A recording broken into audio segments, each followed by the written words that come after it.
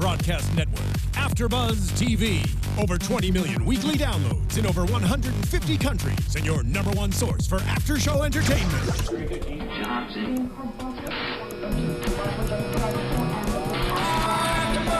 AFTERBUZZ TV, the destination for TV superfans. Producing after shows for over 300 of your favorite TV shows, interviewing celebrities and showrunners, and bringing you behind-the-scenes exclusives. All thanks to E! Entertainment's Maria Menounos, producer Kevin Undergaro, and internet leader Akamai.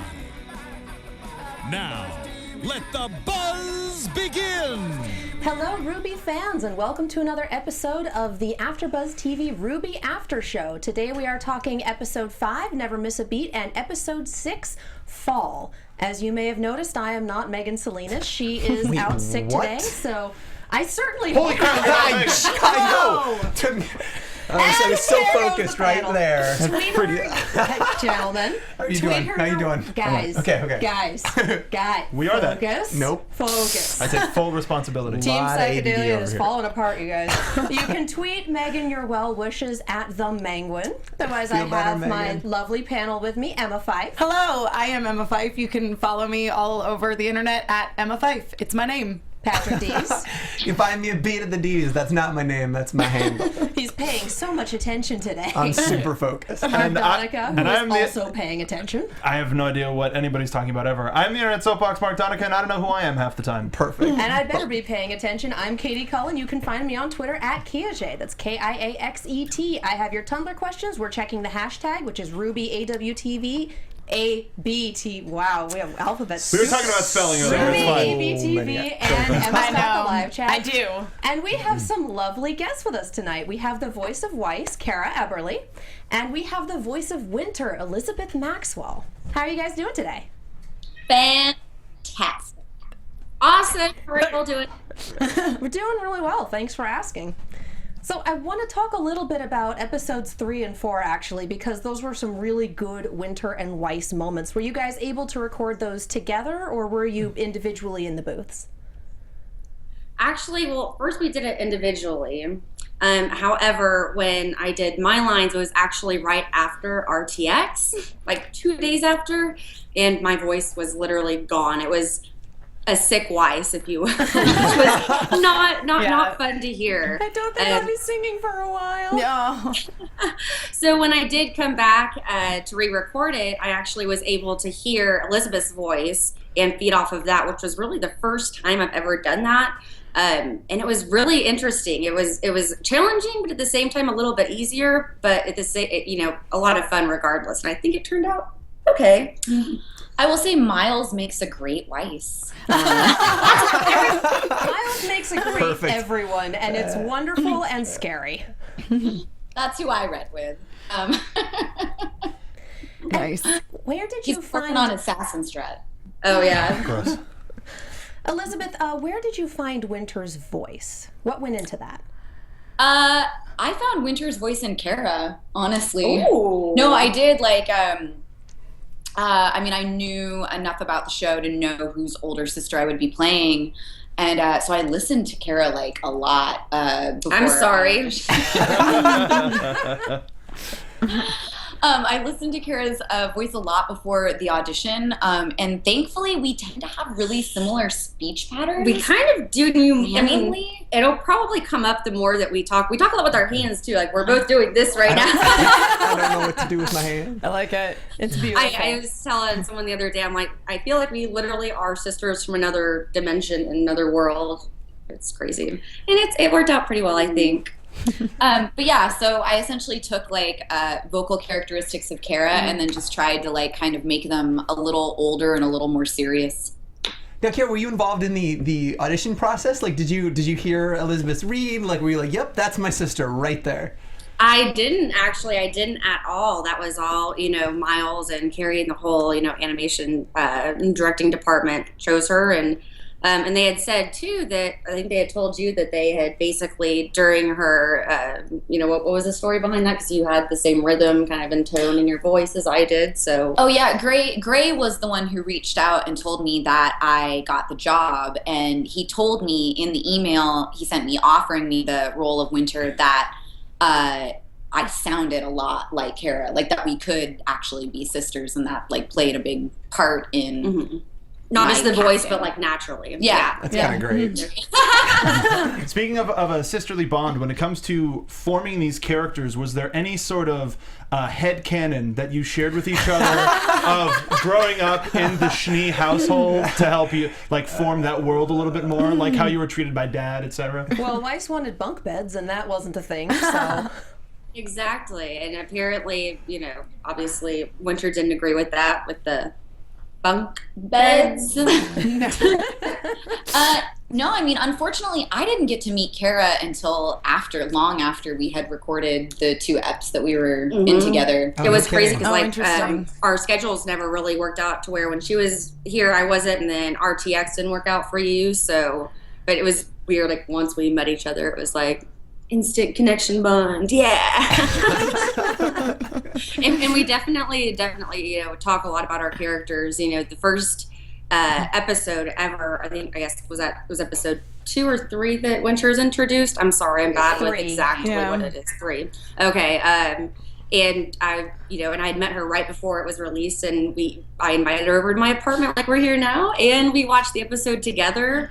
It was a lot of fun, but it was so funny because when she came over initially, we literally sat on the couch for 2 hours and talked before we realized, oh yeah, like you came over here so we could watch an episode of Ruby. That's great.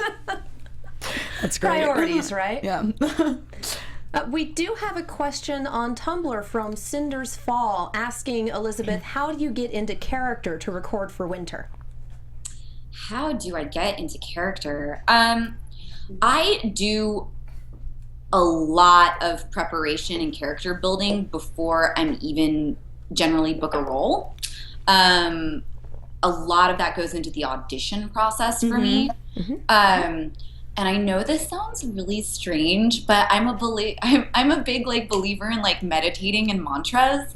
And I will usually create a mantra for all the different characters that I play. And I will literally meditate with that mantra before I go in for a voiceover session, which kind of helps me get into like... Really? Yeah. What's your Winter mantra? Yeah, That was going to be my question. Next I question think that was for everyone's sure. next question. Maybe I'll share that at some point, but they're really kind of private. I know that Sure. sounds silly. No, that's fair. For It's sure. kind of like having like a little actor secret. Yeah. Which I don't know if you've heard that like term before, but and that kind of like gets me into the headspace. And a lot of it, as Kara said, like we're both like, I'm a really physical person, and I get real physical in the booth. That sounded really, really, really dirty. Dirty, a little bit, yeah. Somebody cue up Madonna.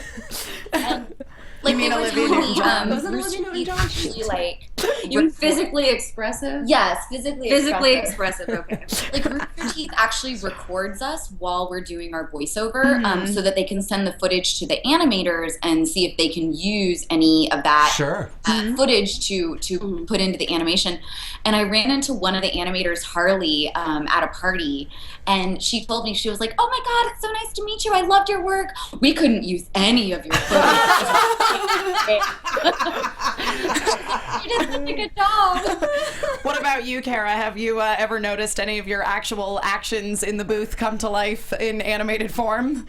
I really have, actually. This past, when Yang and Weiss were in the tournament, when I'm counting, well, considering they're from Atlas, we can expect, Stern Fighters, blah, blah, blah. I was doing that in the booth, and also when I first met in the scene where Winter comes, and Weiss is all excited and talking to her about, and the government and school are all as one, but they're completely separate. Can you believe it? That's exactly what I did in the booth, which is, and I don't know if they knew that or not, That's but so it was cool. I love it. so crazy to see it. Yeah. I have to go back and watch that again. We have a question on Twitter from Malachroma, who I swear lives on our social media for this show. Well, hi. I hope your home is nice and you like it. It's very Do you cozy. live there? Get it? Yeah, we follow.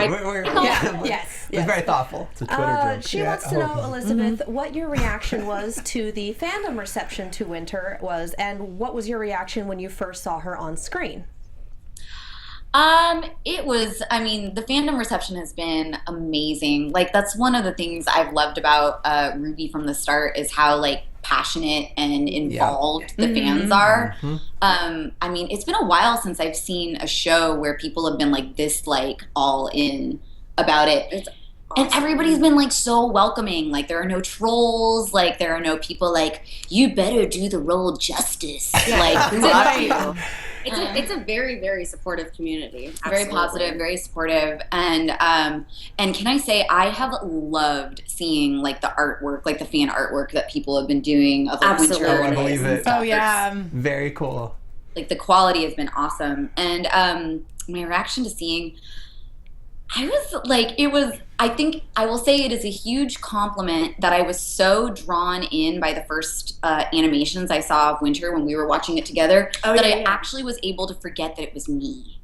That's always the best. Oh, isn't wow. it? That's a hell of a compliment to the animation department. Yeah, no kidding. Well, yeah, and absolutely props to the animation department. Like, we love y'all. Thank you so much. You bring us to life. Bring them. Yeah, you know what I mean.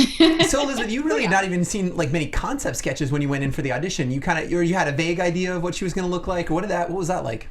They did give me. I don't know if you guys remember like the concept sketch that they showed during the credits of episode 3. Yeah. Where it showed like a front Right. and a back and a profile of Winter. That's about all I had seen of her. But honestly, like I thought that sketch was incredibly telling. Like I picked up a lot from her as a character just from those sketches. Well, that's the sign of a good sketch and a good design. Yeah, absolutely. We have another question from Cinder's Fall for Kara. Has Weiss's voice changed along with her character?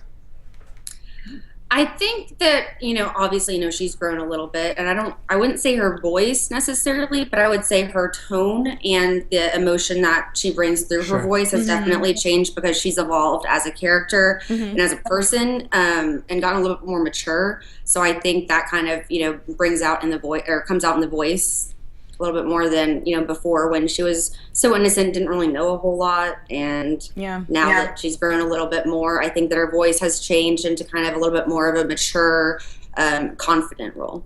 She's had some life lessons. Yeah, absolutely. Sure. And when Winter comes into town, we notice a distinct change almost into a RWBY level excitement, despite being very Winter-like before she gets here. What does Winter bring out of Weiss when she comes into town?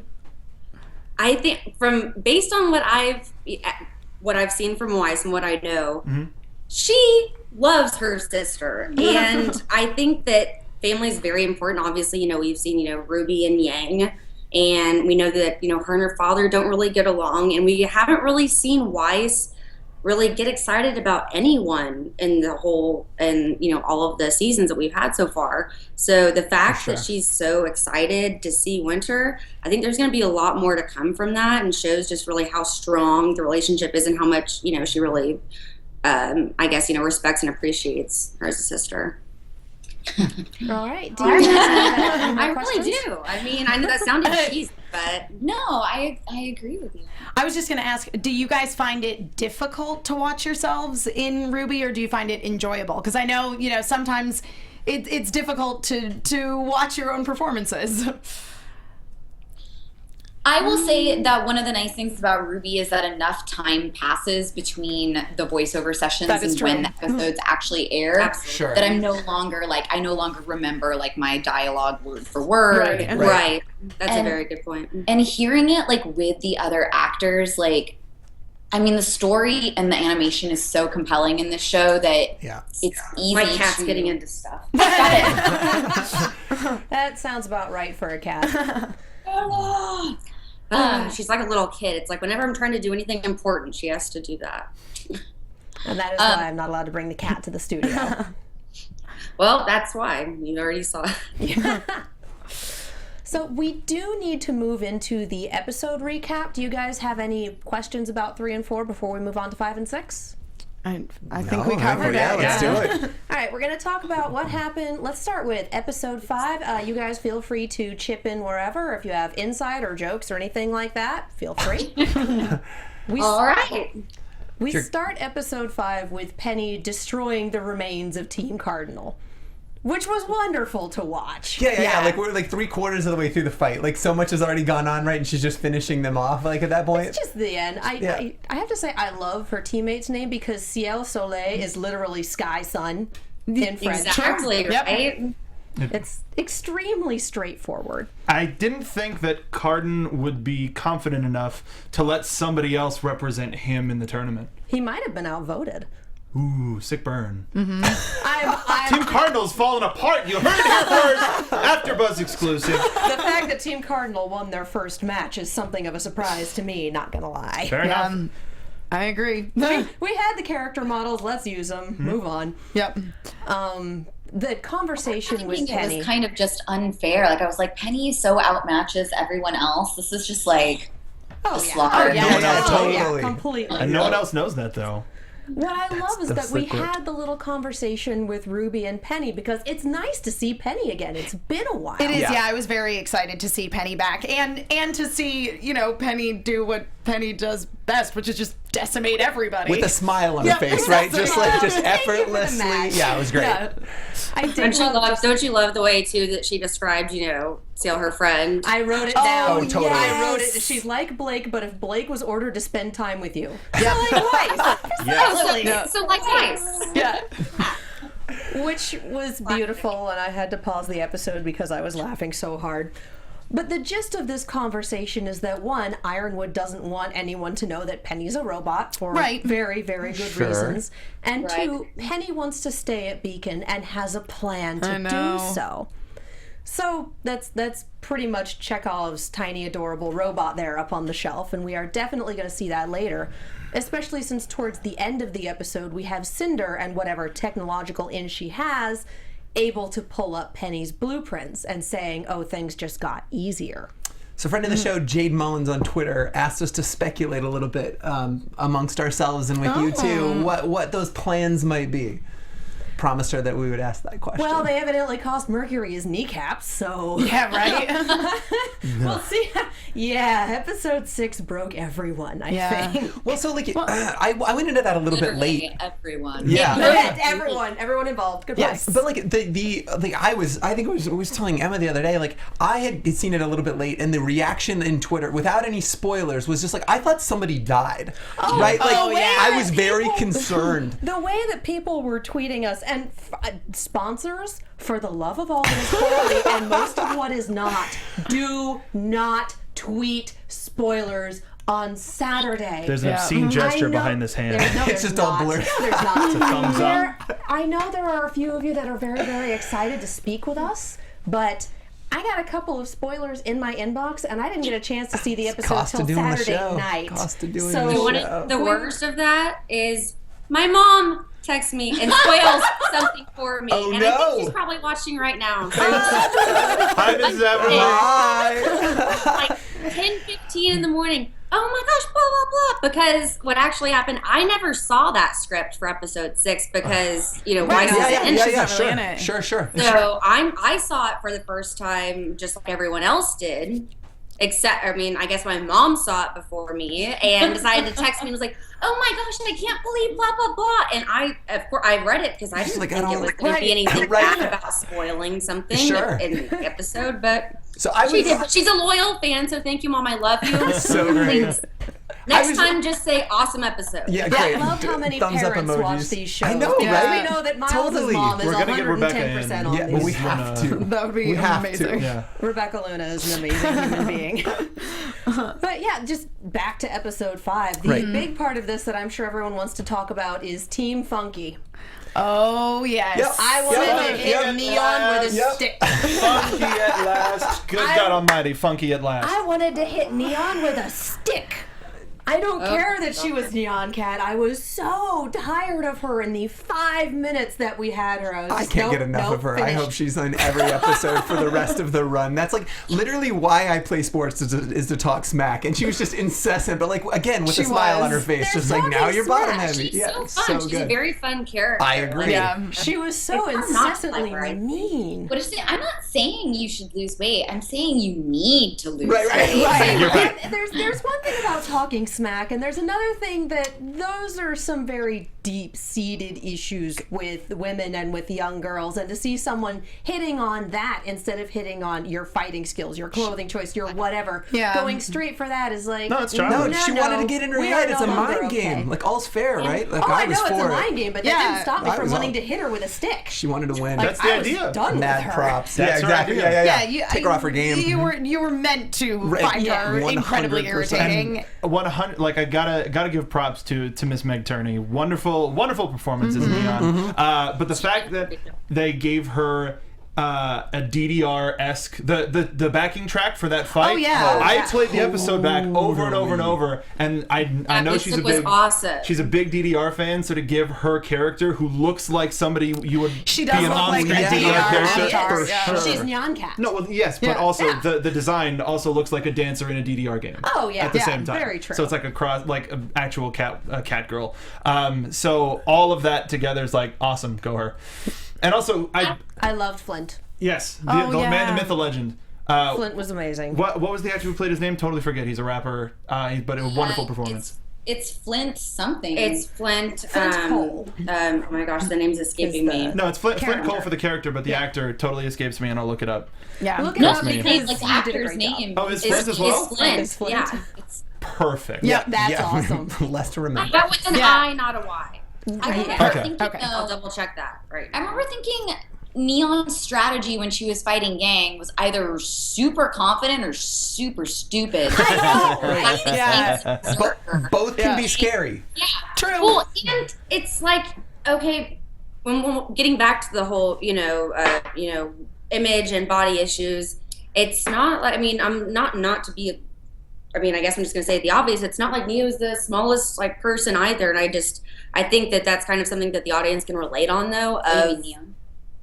What did I say? Neon. Oh, sorry, neon. Same difference. Yeah. Yeah, Too many well, colors, One annoying. in one letter. It's Yeah. Yeah. But I think that's something that the audience can, really relate to. If someone that's different, but they have the same characteristics as you do, so people will always make fun of each other, and it's really just kind of how you handle it. Who's a bigger person in that, and I think Yang kind of showed that. Obviously, the lesson here is to punch them in the face.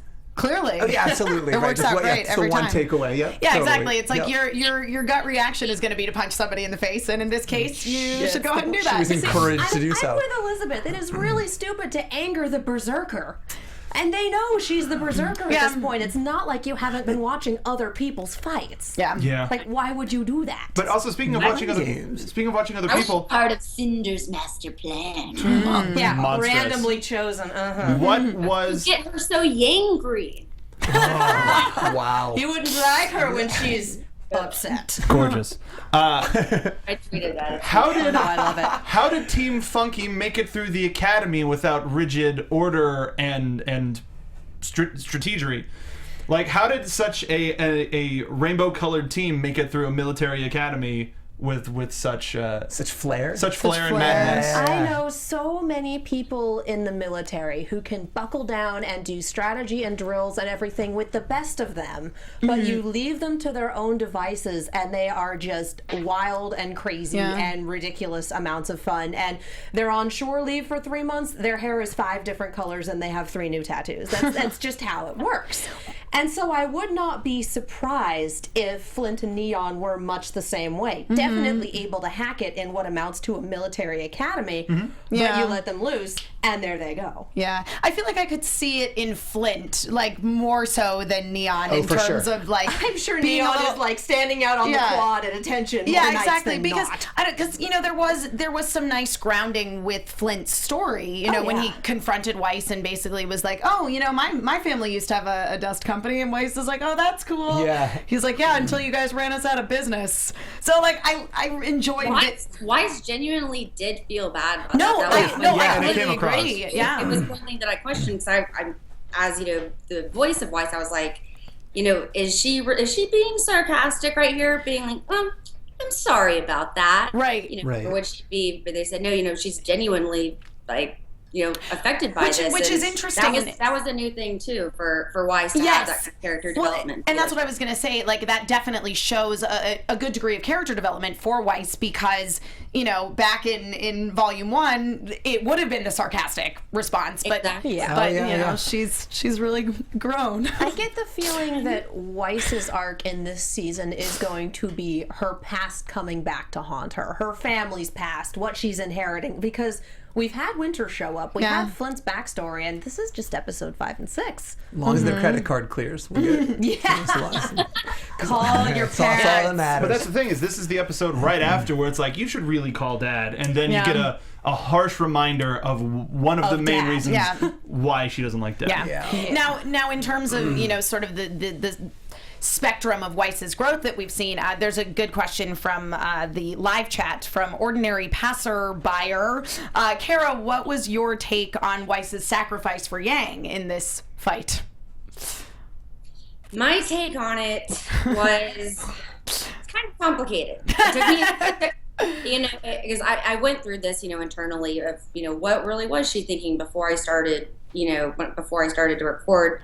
And I think that it really does show Weiss develop as, not just her character, but just overall immaturity, and understand that she needs to help other people in order for them to help her. And not only that, I mean, she didn't have her weapon at the time. She saw that she doesn't want to lose. Right, Are you of kidding course. me? Weiss would never want to lose. So I think the fact that she knew, like, if I can at least get one down and there's a chance that we're going to win, I'm going to take that chance. Yeah, I really feel like Weiss overall is grasping the idea of being part of a team, and that sometimes, like, you have to sacrifice yourself for the good of the group. Right. Yeah.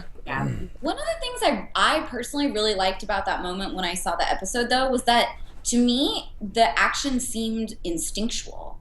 Yeah. Like, I didn't see Weiss like, well, if I do this, then this and this will happen. Like, it seemed instinctual, which I think says even more about, like, her heart. Exactly. It's growing a little bit. It wasn't that Weiss took time to contemplate it. I just mean that I think that over time she's learned, like, oh, goodness, I got to do this. And the freezer burn sugar is going wild. Yeah. The last thing I want to point out about this episode, because we are running a little short on time and we really need to talk about episode 6, is just Crow making a crack about whether or not Ironwood has a heart. Like, way to be on the nose, buddy. Yeah. I cannot figure out whether I like Crow or not. What's there not to like? I think I like him. He's He's a lot of fun, verbose. but I also want to hit him with a stick. Yeah, especially in episode 6. Yeah. Just his talk, I have it in my notes as Crow, rude, and Pyrrha, polite. Well, somebody was paying attention. Well, that was pretty good. Yeah. Well, a talented human being. When did Vic Mignogna get in the studio? I do what I can. Was I not informed? It's because I'm just full of booze. That's why I sound like Crow. Maybe that's a little AFTERBUZZ secret. Admit on air. Well, we've gathered you here today, Mark, to talk about. AfterBuzz. Oh god. AfterBuzz. After Hours. That's our new network. That's genius. And I gotta make. Full of it tonight. I gotta make a Crow Anyway, we Episode really 6. need to talk about episode 6, entitled Fall, for multiple reasons. Sure. I love the backstory in this episode, going into fairy tales and the 4 seasons and the 4 maidens that go along with them, and then, oh, by the way, those are real. Yeah. Just poor Pyrrha. Here's the thing I feel about this storyline with Pyrrha is such a good character. You know what I mean? Like, she's so good. But, like, she's super strong and she's super talented, but she's such a nice, lovely person. Right. That, like, something had to happen to her. Yeah, that's a great point. Well, the other point that people have made is that her name is very close to Pyrrhic victory, which is a victory, but at very, very heavy losses. Yeah. And we have this whole, we're gonna entwine your aura with this girl who is on heavy life support and will eventually die. And my notes say, it's all very Dragonheart. It is a little dragon heart.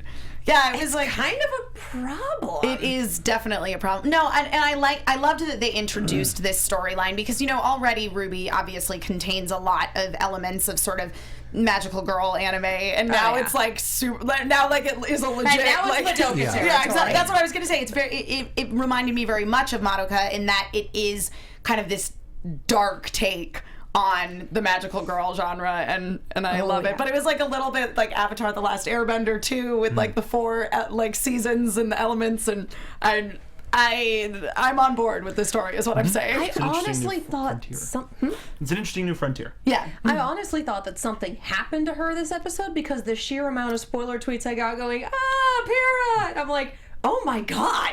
So I'm watching this episode going, horrible things are going to oh no, it's just a heck of a lot of plot and a very heavy decision. And I Y'all have need to to be the guy. reprioritize. I kind of have to be the guy, but called it? Just a little bit? For what? That you said for who the Guardian was, and I was like, Pyrrha. Oh, yeah. 100%. Oh yeah, definitely. Yeah. Poor girl. She's on the front of every Pumpkin Pete's Marshmallow Flakes box. Bring it back. Here we go. Yeah. One of the best Pyrrha cosplayers I've seen had a Wheaties box with that on the front. Oh, that is that's amazing. awesome. Are you serious? That's pretty good. I- That's pretty good. I think I saw it on Tumblr. I don't know if they were at RTX. I don't remember. Yeah.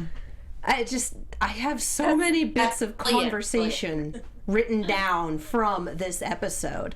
You're talking about a war, not a war between nations. Just talking about that, surprise, surprise, things are not really on the up and up, and we don't talk about the maidens because, one, people go out of their way to attempt to murder them and seize Clearly, power. yeah. Right. Because if you make humans better, they'll try to kill each other with it, which is the moral of pretty much every story I've been reading for the past couple weeks.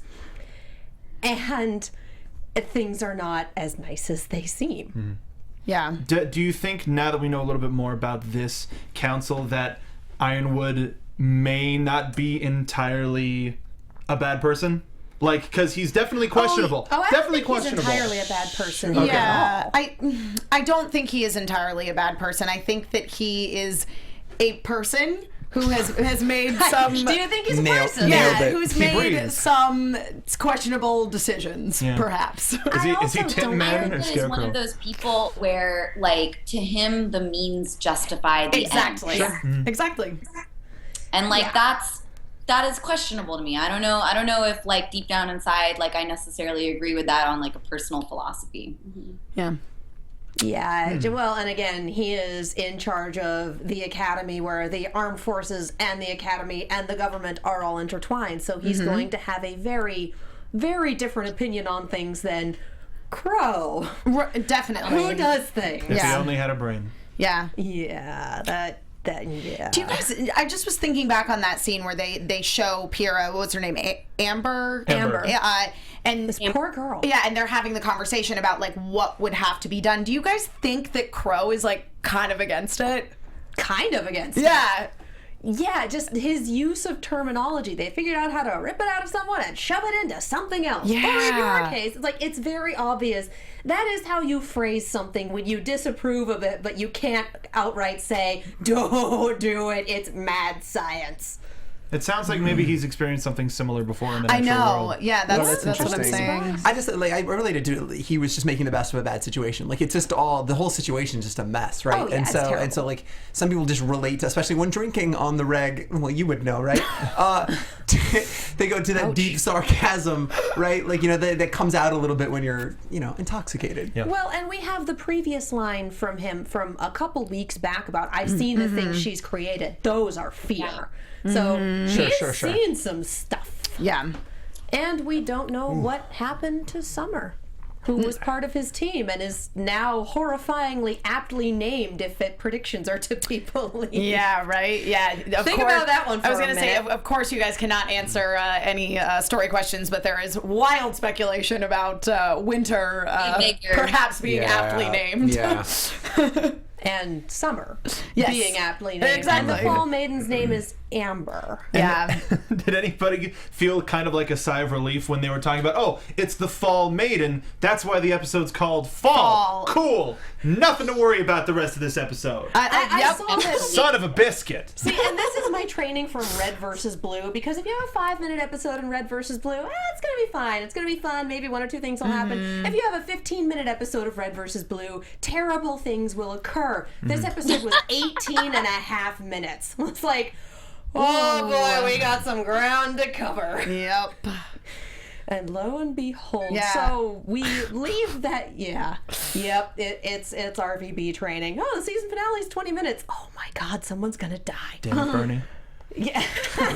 We're not here to talk about that. Oh no, not for this. You can This check is that out on Miles. AfterBuzz TV. No, this is Miles. Yeah. It's all And Carrie. damn it Miles at this point. So we leave Pyrrha with a very difficult decision to make a very self-sacrificing move with no guarantee that it'll work, that it won't kill her, that it won't make her a different person. And with the knowledge that we need that decision before the end of the Vital Festival. And we're already at the singles rounds, which tells you that the end is near. We're getting there. Yeah. So to speak. So we get to the singles. Yeah. Statement. Yeah? Oh, were you saying We something? and clipped out, sorry. Yeah. Oh no, sorry. I think we both started talking. Okay. Well, we go into the singles rounds, which are randomly chosen, which Quote, we know is unquote. no longer the case, which is awful if you go back and look at some of the other fights and go, so why was that picked? Was it just, this is going to be a popcorn-worthy fight, let's do these two. But Popcorn-worthy, I like that term. we actually have Popcorn. popcorn in the studio, and more than once I have been just debating bringing it in to watch people go at it. It's like, yep, need some popcorn for this conversation. Let's do this. So they're I've had chosen- popcorn every time I've been in the AfterBuzz studio. It's good popcorn. Damn good popcorn. Popcorn. I know. Good shows, good popcorn, good everything. Yeah. Popcorn and AfterBuzz. booze. I'm gonna write that on the Good building. popcorn. So we have these singles rounds, which are chosen randomly right before the fight starts, because who needs preparation, right? Sure. And is it just me? They talked about how the stage was very Super Smash Brothers, namely the Pokemon level. This was Final This is Destination. Final Yeah, Destination. yeah. That's all I could think of, because Yeah. that was it. And it's very interesting, just from an in-character standpoint, that they chose to do that. You can use all sorts of crazy terrain advantages to get here, but once you get here, good luck, buddy. No, it's all about skill. It's the finals of a Smash absolutely. Brothers tournament. Yeah. Yeah, totally. Yeah, you no longer get like your items and your Items your off. rolls. Yeah, Yeah, exactly. Items off all foxes. Yeah. Yeah. Penny's No an items, amiibo. Fox only, finally. Yeah. Penny's gonna be turned into an amiibo. I would buy that. Yeah. I'd keep it on my desk. No, but it was nice to see, because we have seen in this season in particular so many of those terrain fights. It was really nice to see just a straight up brawl. You know what I mean? Yeah, Like, I just agree. it was such a shift in terms of the kind of fight animation and choreography that we were seeing, and so it was Well, in the same way that we got the Winter and Crow fight Exactly. 2 episodes ago. That Exactly. was Sure. amazing. Yep. so good. So good. So we have Mercury versus Yang, at which point they very pointedly cut to Cinder getting up and leaving her seat. Like, that is not in any capacity suspicious. Okay. And this was a pretty good smash up. Oh yeah. Yeah. Like, everyone has wanted this after seeing the similarities in their weapons. I figured that at least the first, and they had to have the Dragon Ball Z first punch, Yeah. contact, Oh, and yeah. then go back, Oh, that was reassess, great. That was great. come back Yeah, through. It was Yeah. super good. Yeah. And just seeing the energy tornado come back from Sure. Mercury's side. And there's no way that he didn't know that this would activate Yang's semblance. If you looked at the No. scoreboards afterwards, she was right on the line. Well, and Yang is obviously an incredibly capable fighter, but there was no moment in this fight where I truly felt she didn't have the upper hand. You know what I mean? Legitimately, or because Mercury was letting her? Right, that's the Exactly. question. Yeah. That's the question. Right. And I like that we have to question that about Mercury. Really quick from Twitter, Wham Slam Dax. So did anybody else see when Ruby told Yang to break a leg before the fight? I actually want to talk a little bit about this, because Addison, 24-hour call center, the person who keeps making us wonderful fan art. Beautiful human being. Them. Yes, agreed. They're wonderful people. cut together a video of me making predictions about leg breaking, and this goes back to season 2, episode 2. That's great. When we were interviewing Monty, actually, so that's an interesting thing to have on the screens. Talking about how it's the rule of 3s, and the next time Carden shows up, we're going to get some leg breaking because they keep talking about it. Well, it's the 3rd mention of leg breaking, but it's not Carden. I say my prediction still stands because we haven't seen Carden in a fight since season 2. So I'm still waiting for his legs to get busted, but as it is, we have Mercury on the chopping block. Yeah, as it were. Wasn't it a kneecap? Yeah. It was a kneecap, It's like, did you need those kneecaps? Serious Cobra Kai stuff right there. Just sweep the leg. It was pretty dark. Yeah. And so this was the second time we've seen an illusion on the battlefield. Yeah. Yes. And do we have any sort of idea of do you think it's Cinder or do you think it's Neo or Neo. Mercury? Yeah, well, and an ordinary passerby once again in the chat wants to know specifically from Kara and Elizabeth, do you think that Mercury did attack Yang, or do you think that was an illusion? Which was the illusion? Yeah, That's which was the illusion. That's a great question. I think specifically for you guys. Yeah, specifically for you ladies. I've been going to see for see. Perfect. It may or may not be you. But we'll find out soon. Yes. Yeah, I mean, there was definitely some sort of illusion at work, but it does bring up the question of which was the illusion. Was Yang seeing the illusion, or did everybody else see the illusion? I think the illusion was Yang because it's a lot harder to fool the cameras. This is true. Which I love that we had Port's line of cut the cameras, and then we had a very convenient instant replay. Like, I thought we cut the cameras. Yeah. Well, I didn't. Okay. I figured the international, or like the live feed to outside the stadium, whereas the stadium played it again. But still, it's just like you play that again in the stadium, and the very, very pointed again cutaway to the Grim in the the name of the place escapes me. Very important. But the point was very obviously all of these people in the stadium are very upset. And that attracts the Grim, including the Goliaths, which we've been told are not going to be easy to deal with. Yeah. At all of them looking up at the stadium.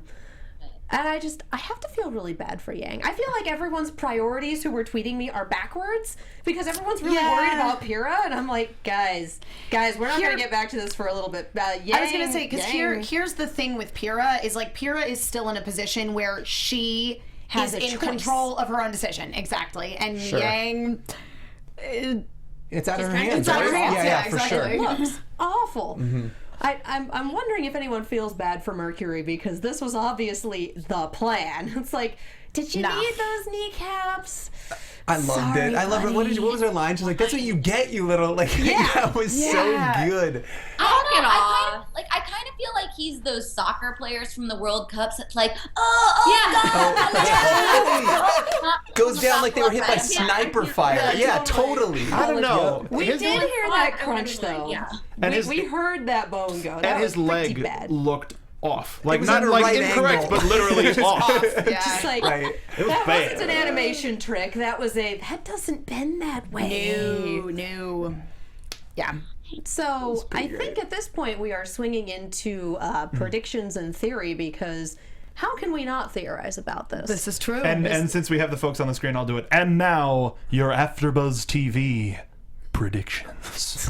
But no light Pretty show. good. There we go. Yeah. That's pretty We good. got part of the light show. Yay! So you don't have access to the soundboard. Mark, I just want I you to do I that love for it. everyone's show Totally. now when it's predictions. I hear it too much And now we anyway. have the light show. In your sleep, you just like. So I've seen a few Tumblr predictions that I really like, and one of them goes back to Sun because we very pointedly had Sun leaving the arena as well, and the legend that he's based on, the Journey to the West, the Legend of Sun Wukong, all of that fun stuff. The original Sun could see through illusions. So there's talk about bringing that into play, if that's a thing, all of that fun stuff. Yeah. I think that Ozpin will believe what Yang says. Glinda, who knows? And Ironwood, nope. Absolutely not. No. Yeah. Oh yeah. Yeah, but Sun could potentially be a key player in this in how the actions post Yang destroying Mercury's kneecap transpire. Team hot and useless suddenly becoming hot and useful. Yeah, exactly. Well, wonders no. Yeah, no, a weird that's anagram. what I call them. As far as I'm concerned, Team Sun is Team hot and useless. They have not proven otherwise. Obviously, we're gonna get more from the four maidens. Oh my God, yes. Story and find out how all of them are currently manifested in this world. So there was some chat in the YouTube chat here about the fact that winter and summer are most likely red herrings. That seems a little too On the nose. on the nose. Especially because the fall maiden was amber and not just fall. Exactly. Or but, autumn. But Autumn. you know, Weiss and Ruby are good Honestly, sort of candidates. I will be I would be very surprised, surprised if our Team Ruby is not Team Maiden by the time we hit the end of the series. Yeah, it's true. Long way down predictions. You would have to Pyrrhic have victory. Things could go wrong for Pyrrha. They could, and then I will be gobsmacked if they don't. And then I was gonna say Talk about Pyrrha. I love her to death, but I am sure. Don't say that. But this is Don't the thing. say that. I am know. sure that things will go horribly wrong for Pyrrha. in the unfortunate event that they do kill Pyrrha, which seems kind of likely, because I mean they explained that the way that the magic works is that whoever the last young girl is that you are thinking of in the moment of death, the power would pass to them. And if it's Ruby. And if it's Exactly. Jean, I'm just saying he wore a dress. It's entirely possible. He said if it was a male, then it would be passed on to someone randomly, Yep. which is where they run into trouble. And Crow obviously knows more about this. Oh, he's obviously run into this. Yes. Again, I feel like Crow has seen a lot more than he is telling anybody except for possibly Osmond. Or the bottom of his glass. Yeah. Right. So I just say something made Crow into the person he is today. Yeah. He just Something drove him to drink, as it were. Yes. because the way that Ruby and Yang talk about him make him seem like he's not that. Yeah. And I feel like that he's their fun uncle, because you got to think about it. Growing up, if you had an uncle that wasn't the best or something, you probably thought he was just fun. You didn't know as a young kid that he was an alcoholic. I mean, I would Super good at assume. fighting games. But, No, totally. Yeah. Yeah. Drunkle Crow. Yeah, absolutely. Sorry, I thought that was funny. And then I just want to. There was one Revenant Symphony Requiem says that Jean has to wear a mini skirt to fully become the Spring Maiden. He would make it work, even though You it's got to practice at the dance. Yeah, exactly. Exactly. Even if it does transfer, he would be. I think he would be really, really sad they didn't get to wear a battle skirt. Yeah. He could rock it. He totally could. Combat skirt. Combat Sorry. skirt. Oh. Semantics. I have enacted the. So we the don't I'll Irish forgive name. you. We don't have a trailer for the next episode. We do know that we are getting a live stream, which is going to be super fun, and a World of Remnant, and that our next episode is going to be in January sometime. So it's a miniature winter break, so to speak. See what you did It's there. not hiatus. The fandom doesn't get to go crazy. Save it for actual hiatus, you guys. Do we have any other predictions? I think I covered it. Yeah. Do you guys have any predictions? They're like,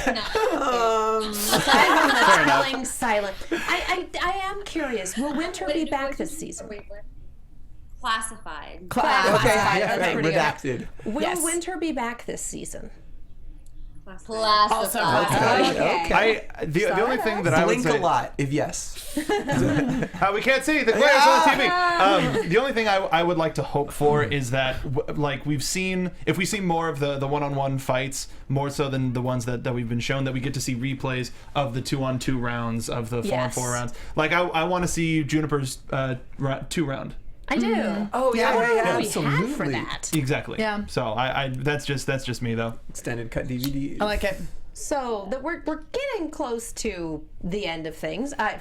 God, in more ways than one. I want to talk a little bit about iTunes. And thank everyone who has been reviewing the podcast so far, who's been leaving ratings. Seriously, you guys, this is how we stay on the air. This is how you let our producers know, yeah, we like these people talking about RWBY. We'd like for them to continue to talk about RWBY. Leave reviews on iTunes, rate us 5 stars, because we know you love us, and we love you. And we have a couple of new reviews. We do have a couple. There's an all-seeing God named Brad that sees these. So we got some great reviews. One from MoonCow33. Great show, great guest. Watched live for the first time. It's a whole different experience. I really like the balance you struck this last episode between interviewing your guests and reviewing the show. Keep it up. Thank you, MoonCow33. Also from Hesperus. A bit frenetic, but worth your time if you're a fan of the show. Or if you just want an explanation of some of the odder things in the world of RWBY. An interesting commentary on a refreshingly different show that is not possessed by the deepest excesses of political correctness, as so many shows are nowadays. The explanations of the gloriously insane weaponry alone is worth a listen. So thank you, Hesperus. Thank you, Mooncow. We really appreciate your iTunes reviews. So you go to iTunes, look up RWBY. If we're not the first review, the first result, we should be. Leave a review. Just write us a fun little thing, and we'll shout you out on the show. I feel like Hesperus watches my blind spot panel. It's not highly politicized. Oh, buddy. All right. Shout out! I like the RTX shirt. Yay! Well, gotta get a gimmick from when we were there. It was wonderful to see y'all on the live show too. Absolutely. All right. Well, thank you so much for joining us. Where can the people go if they would like to find out more? My Twitter is at Kara4Texas TX, KARA 4TX, And mine is at About Elizabeth M. And we'll actually be on a live stream, there's a RWBY live stream on the 19th, which is this Saturday at 10 a.m. Oh yeah, I'll be there too. Awesome. Right on. Thanks, guys, so much for joining us. Thank you so much for joining us, you guys. It's been great. Thank you, guys. We love you again. You guys are the best. Bye, Bye. ladies. All right, Emma, Always where can a the damn people pleasure. find you? At Emma Fyffe, all over the internet, Twitter, Instagram, on a bunch of shows here at AfterBuzz TV as well. But, follow me on Twitter, guys. I tweet a lot. You'll know about everything that I'm doing. Awesome. Patrick? Find me at P to the D's. I also host a video game podcast on iTunes called Pixel by Pixel. All right. That was really quick and abrupt. You can follow me. I was like, keep going. And you can find me. You want to keep going? You can keep talking. We can't keep talking. We are out of time. I know. I'm Seemingly. sensitive to it. And you can find me on Twitter at SoapboxMark, doing a whole bunch of stuff at the network. Host one of the shows at Popcorn Talk Network. Jedi Alliance. It's our Star Wars podcast. We're doing a special review of the movie on Friday. It's going to be a great, great time. Follow me on Twitter for more information. And I'm Katie Cullen. You can find me on Twitter, Tumblr, and Instagram at Kiaxet. That's KIAXET. You can also follow me on Snapchat at Kia Prime and on the Rooster Teeth side at Kiaxet as well. Thank you to my Secret Santa. I adore it. Most of my shows are on hiatus at this point. Blind Spot, etc. They'll all be coming back. The Z Nation season finale is this Sunday. Be sure to tune in for that. You can, of course, follow Megan on Twitter and Instagram at the Menguin. TheMenguin. Feel better, Thanks Megan. again. Yes, Feel feel better. Thanks again to our lovely guests for joining us. Thanks to all of you for watching. Have safe and wonderful holidays, and we will see you in the new year. Thanks, guys.